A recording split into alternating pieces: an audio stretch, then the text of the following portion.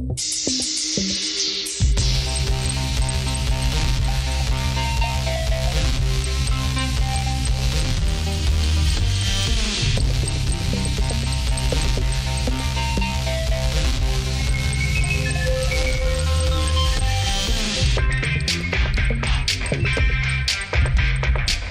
m'appelle Benoît Labourdette, je suis cinéaste et assez passionné par la question de la transmission des pratiques de l'image et du numérique.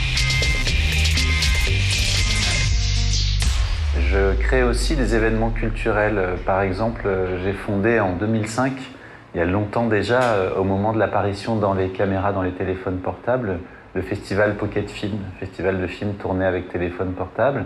Je fais aussi des films avec des drones, en réalité virtuelle, avec le web, des installations, etc.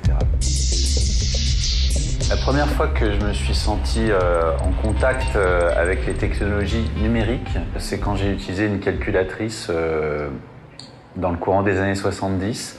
Et les calculatrices, on pouvait les hacker, on pouvait les faire bugger, avoir le mot erreur. On pouvait, en les mettant à l'envers, écrire des mots en détournant les chiffres.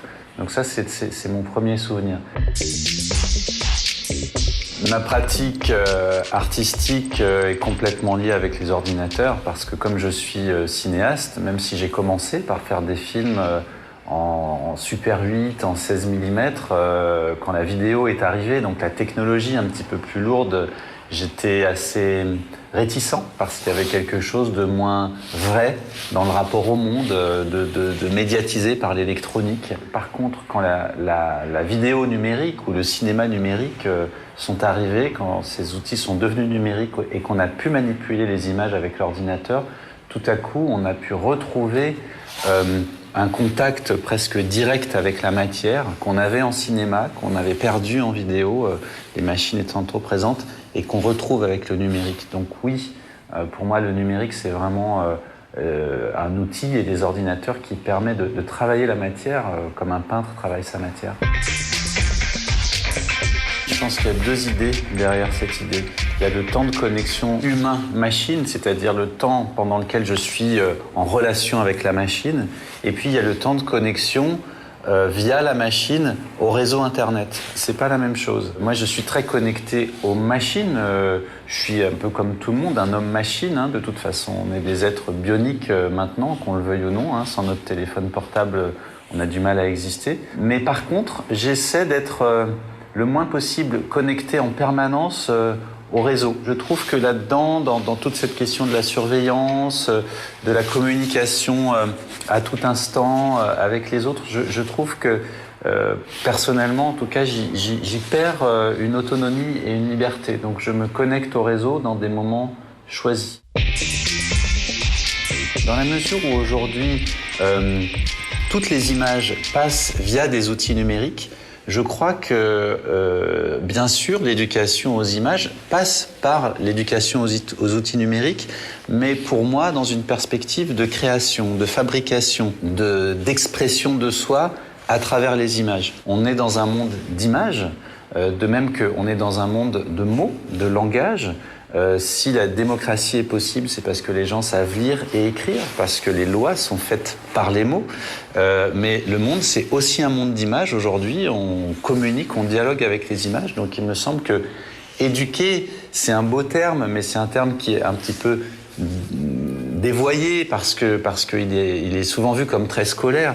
Éduquer, c'est accompagner, en fait. Et je crois que accompagner par de la pratique artistique avec les outils numériques à faire des images, finalement, c'est une façon d'aller vers une société plus démocratique, la société d'aujourd'hui, plus démocratique.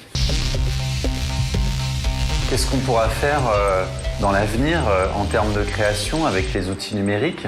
Ce que je pense personnellement, c'est qu'il faut absolument détourner des outils, jouer avec, se les approprier, les casser, les démonter et faire autre chose que ce pourquoi ils ont été prévus. Parce qu'il faut quand même se rendre compte que les outils numériques, il y a une industrie derrière, c'est l'industrie capitaliste, et l'industrie capitaliste ne fait pas que du bien au monde, et donc on est dans ce monde, on ne peut pas faire semblant qu'on n'y est pas, mais je crois que le prendre d'un autre côté, c'est à la fois ludique, communicatif et puis citoyen d'une certaine manière parce qu'on invente autre chose avec toutes ces technologies. Mais je pense que dès aujourd'hui, il y a plein d'outils, par exemple les caméras de réalité virtuelle. Vous savez, les caméras qui filment à 360 degrés font des images qui sont faites à la base pour être diffusées dans des casques. Donc on est chacun dans son casque, complètement isolé du monde d'une certaine manière.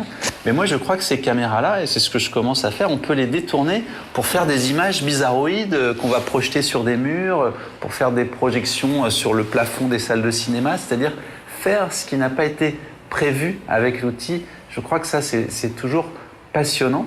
La création artistique, elle vient toujours d'une certaine manière d'une réappropriation, d'un détournement, d'un jeu avec les outils. Donc je crois qu'il ne faut jamais oublier ça. Restons libres avec les outils et bricolons-les, cassons-les en morceaux et ce sera beaucoup plus amusant.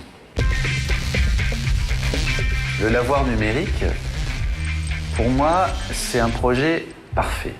C'est ce qu'il faut, c'est-à-dire des lieux ouvert, consacré à la fois à la pratique artistique, c'est-à-dire ouvert à ce que des gens puissent venir faire des choses, créer eux-mêmes, ça c'est hyper important, et à la fois des lieux de diffusion d'œuvres artistiques faites par des artistes. Dans le domaine de la création artistique, il y a toujours une hiérarchie entre les artistes professionnels et les artistes amateurs.